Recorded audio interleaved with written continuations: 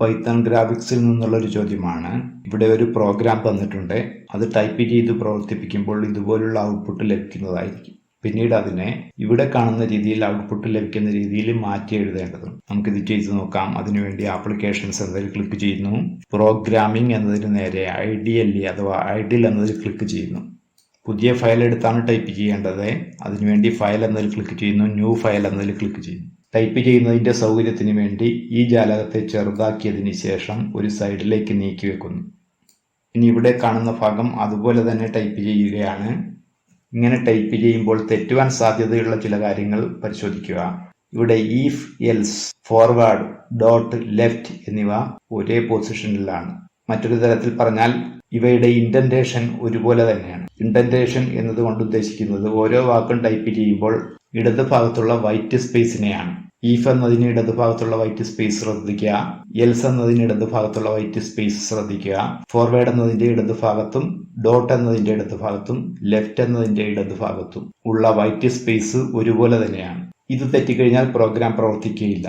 ആദ്യം നമുക്കിതൊന്ന് പ്രവർത്തിപ്പിച്ചു നോക്കാം. അതിനു മുമ്പ് ഫയൽ സേവ് ചെയ്യേണ്ടതുണ്ട്. അതിനുവേണ്ടി ഫയൽ എന്നതിൽ ക്ലിക്ക് ചെയ്യുന്നു. സേവ് എന്നതിൽ ക്ലിക്ക് ചെയ്യുന്നു.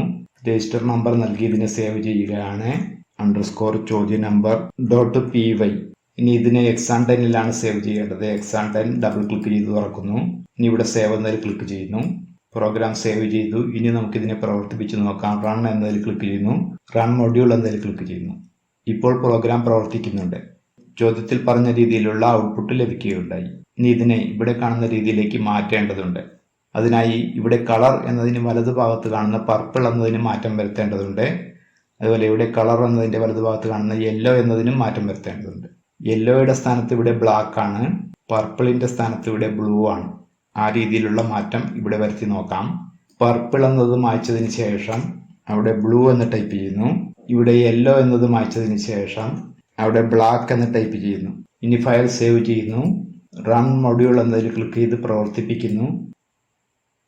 രണ്ടാമത് പറഞ്ഞ ഔട്ട്പുട്ട് ലഭിച്ചു കഴിഞ്ഞു. ഇനി ഇവിടെ എൽസ് എന്ന് കാണുന്നതിന്റെ ഇൻഡന്റേഷൻ എന്ന് വ്യത്യാസപ്പെടുത്തുകയാണ്.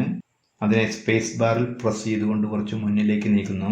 ഇപ്പോൾ അതിന്റെ പൊസിഷൻ തെറ്റിയിട്ടുണ്ട്. അതായത് ഇൻഡന്റേഷൻ തെറ്റിയിട്ടുണ്ട്. ഇനി ഈ പ്രോഗ്രാം പ്രവർത്തിക്കുകയില്ല. പ്രവർത്തിപ്പിച്ച് നോക്കാം. ഫയൽ സേവ് ചെയ്യുന്നു. റൺ എന്നതിൽ ക്ലിക്ക് ചെയ്യുന്നു. റൺ മൊഡ്യൂൾ എന്നതിൽ ക്ലിക്ക് ചെയ്യുന്നു. പ്രോഗ്രാം പ്രവർത്തിക്കുന്നില്ല. ഇവിടെ പ്രോഗ്രാം തെറ്റിയെന്നതിന്റെ സൂചനയാണ് ഇവിടെ കാണുന്നത്. അത് ശരിയാക്കി കഴിഞ്ഞാൽ പ്രോഗ്രാം വീണ്ടും പ്രവർത്തിക്കുന്നതാണ്. ഫയൽ എന്നതിൽ ക്ലിക്ക് ചെയ്ത് അത് സേവ് ചെയ്യുന്നു. റൺ എന്നതിൽ ക്ലിക്ക് ചെയ്യുന്നു. റൺ മൊഡ്യൂൾ എന്നതിൽ ക്ലിക്ക് ചെയ്യുന്നു. ഇപ്പോൾ പ്രോഗ്രാം പ്രവർത്തിക്കുന്നുണ്ട്. അതുകൊണ്ട് ടൈപ്പ് ചെയ്യുമ്പോൾ ഇത്തരം കാര്യങ്ങളിൽ വളരെ ശ്രദ്ധ വേണ്ടതുണ്ട്. If, else, forward, dot, left എന്നിവ ഒരേ പൊസിഷനിലാണ്. ഇവ ഒരേ ബ്ലോക്കിലെ സ്റ്റേറ്റ്മെന്റുകളായതുകൊണ്ടാണ് ഇതുപോലെ ഒരേ പൊസിഷനിൽ ടൈപ്പ് ചെയ്യുന്നത്. ഇനി ഇത്തരം പ്രോഗ്രാമുകൾ ടൈപ്പ് ചെയ്യുമ്പോൾ ഇങ്ങനെയുള്ള കാര്യങ്ങൾ ശ്രദ്ധിക്കുമല്ലോ.